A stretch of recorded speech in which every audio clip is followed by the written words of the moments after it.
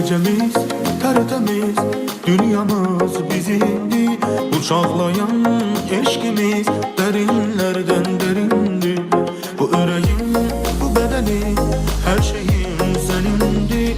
Seninle her an mene şirinlerden şirindi.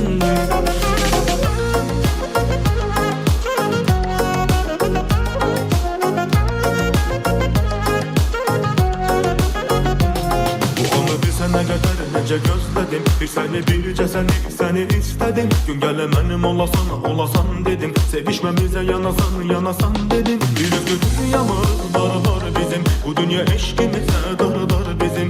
Ne soyuk ne boran ne de kar bizim. Dünyamızda birce bahar bizim. Unutar her şeyi, birce sevgi eğlence. Ne güzel seninle, ne güzel bir gece.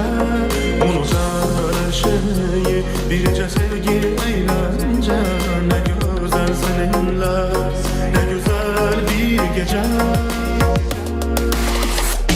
Bu gecemiz tertemiz, dünyamız bizimdi. Çağlayan eşkimiz derinlerden derindi. Bu yüreğim, bu bedenim, her şeyim senindi. Seninle her an bana şirinlerden şirindi.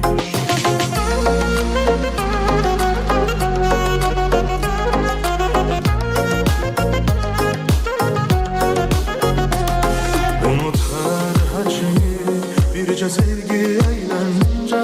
Ne güzel seninle, ne güzel bir gece. Unutar her şeyi, birce sevgi eğlence. Ne güzel seninle, ne güzel bir gece. Bu gecemiz tertemiz, dünyamız bizimdi. Bu çağlayan eşkimiz derinlerden derindi. Bu yüreğim, bu bedenim, her şeyim senindi. Seninle her an mene şirinlerden şirindi. Bu gecemiz tertemiz, dünyamız bizimdi.